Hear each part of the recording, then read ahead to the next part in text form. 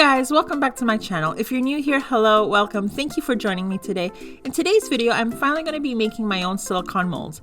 I know, I've been procrastinating for the longest time to get my hands into this box, but over the winter holiday, I was just like, Jessica, enough of this. Let's get it done. So here we are.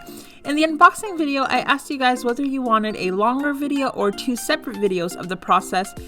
And the majority of you guys asked for a longer video, so here it is. I made sure to add timestamps down below in case you guys want to skip ahead or rewatch certain segments of the video. With all that being said, feel free to pause this video, go grab yourself a drink and a snack, and let's get started. The first thing I did was I gathered all the supplies I needed, the acrylic blanks, the pigments, the silicone, etc. Once I had everything ready, I went ahead and chose 4 of the acrylic blanks. For any of you who haven't gotten started on this box or are planning to get this box, the box comes with only enough silicone to make 4 of the molds, so be sure to have extra silicone on hand to make the other 2 shapes. I decided to go with 2 shakers and 2 non-shakers. The next thing I did was I wiped the acrylic blanks and the cookie cutters down with a microfiber cloth because when I took the acrylic blanks out of the baggie, they had acrylic dust all over them from when they were cut. I made sure to be extra careful with the cloth not to damage the embossed design, especially since some already arrived scuffed up. Then it was time to build the housings for the acrylic blanks. After figuring out the placement of the cookie cutters, I cut off the excess of the sticky paper, removed the backing, and taped down the sheet sticky side up on my table.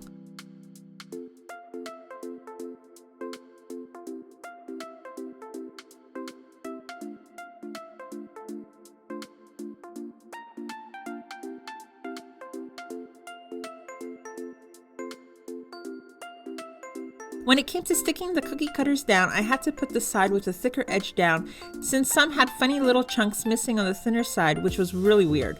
Then I placed on the acrylic blanks and wiped them down again to remove any fingerprints.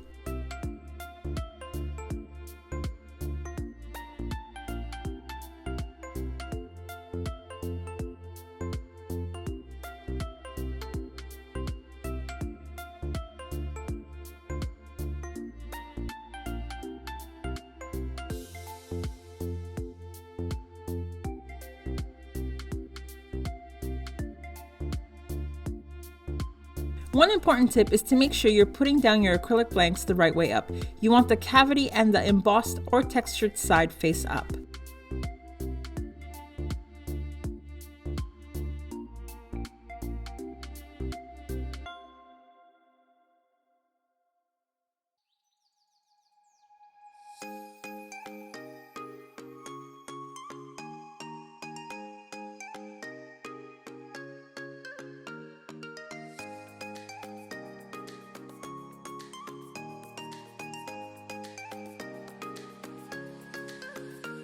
As a precaution, I went around the cookie cutters with my hot glue gun in case one wasn't fully stuck down so there wouldn't be any silicone leaks.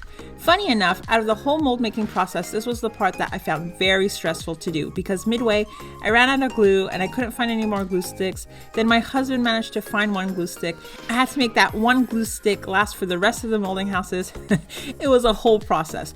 But luckily, I prepared for next time because my husband went to Michael's and bought me a whole bag of 100 glue sticks.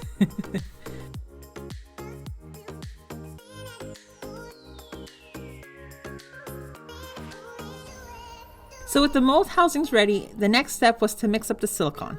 I mixed up 90 grams of part A and 90 grams of part B for a total of 180 grams of silicone.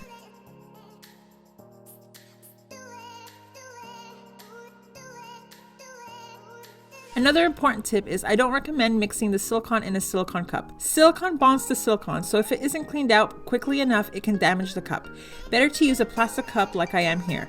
Whenever I go to a coffee shop, I'll usually save the cup for occasions like this or whenever I need a bigger cup for a bigger pour. Once the silicone was mixed, I decided I wanted to make 4 different styles of molds. For the first one, I kept it simple, silicone only.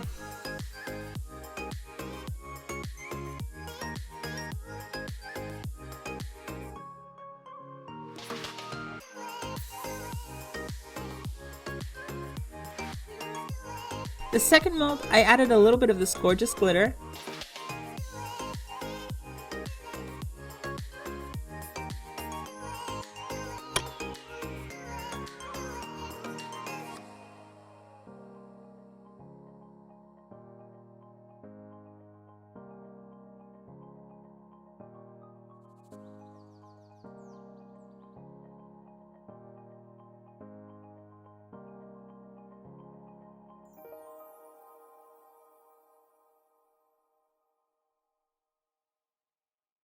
And as for the last two, I wanted to color them.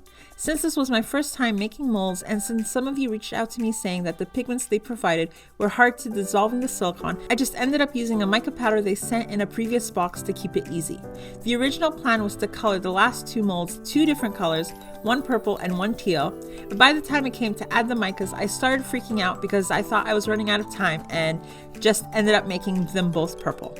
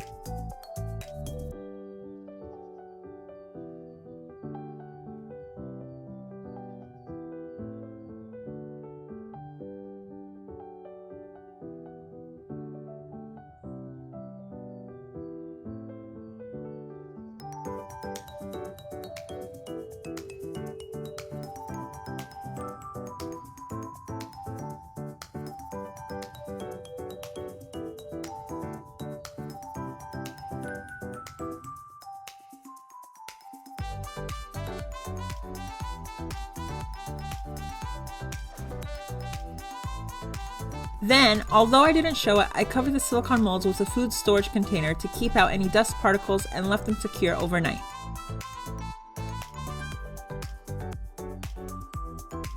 The next day, the silicone was cured and it was time to demold the acrylic blanks.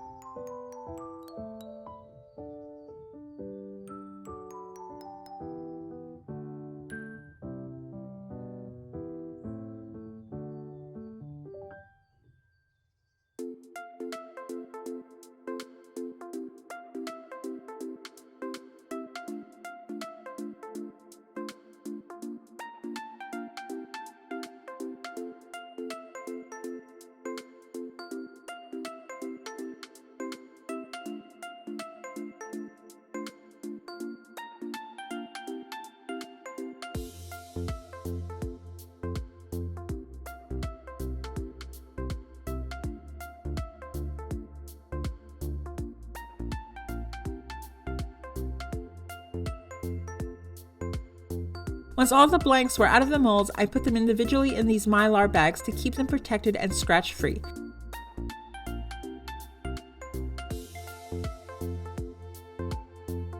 Surprisingly, the molds came out perfectly and there was only one that had a little overspill, but I easily fixed that with a box cutter knife very carefully. I've seen other mold makers use a similar tool that looks like this, a cuticle cutter or a cuticle trimmer, to fix overspills like mine, but I didn't have one on hand, so the box cutter did just the job. Besides the glue gun glue sticks fiasco, I found this box and the process to be really fun and not as stressful as I thought mold making would be. I've been getting these boxes since the end of 2017 and I have to say that this has become my favorite box. So now that the molds are ready to use, let's try them out.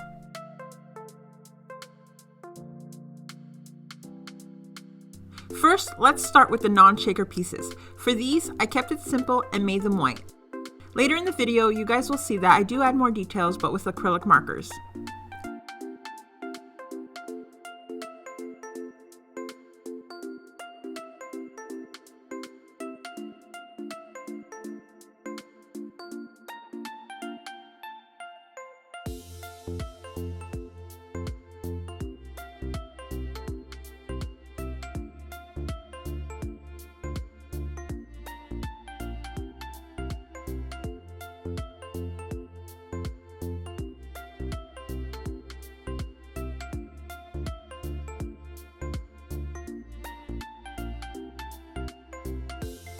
By the way, if you guys are still here and are finding this video helpful and informative, please be sure to give it a thumbs up and share it out with your resin crafting buddies.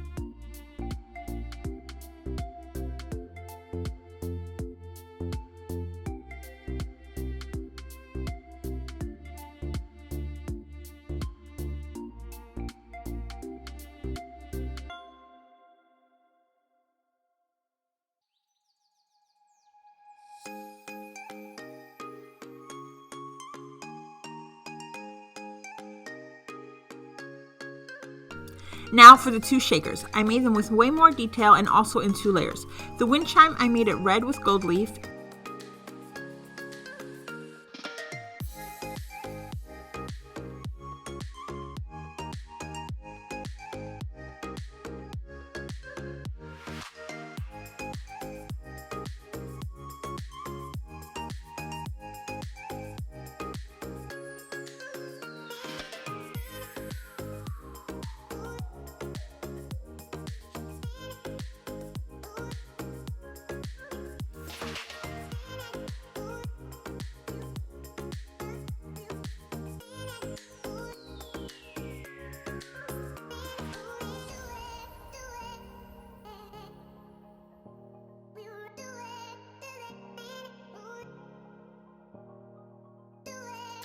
And the gift tag shaker, I made it pink with gold leaf and a white backing.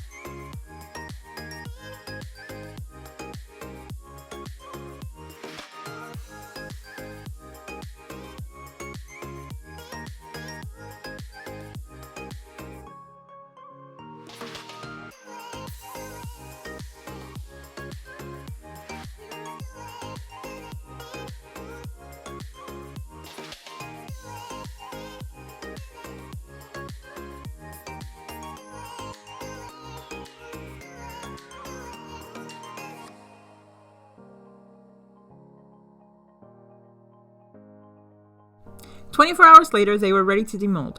Then I drilled holes in the shakers, filled them, and sealed them.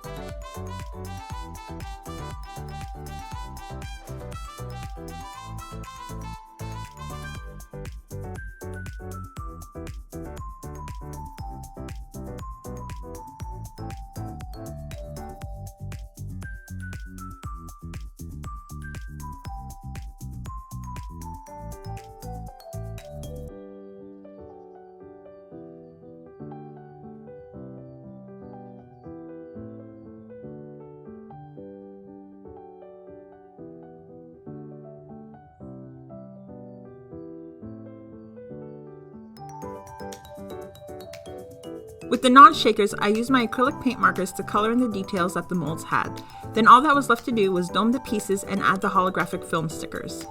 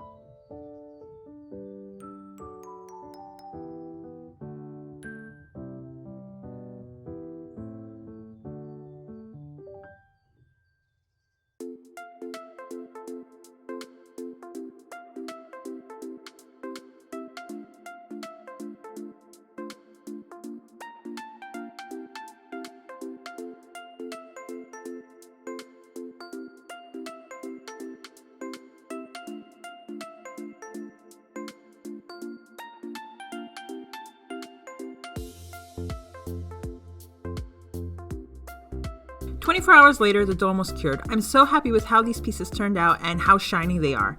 I still have to attach the eye pins and key rings, but I'll have to wait with that since my drill bit broke and I can't seem to find the right size drill bit that matches my eye pins.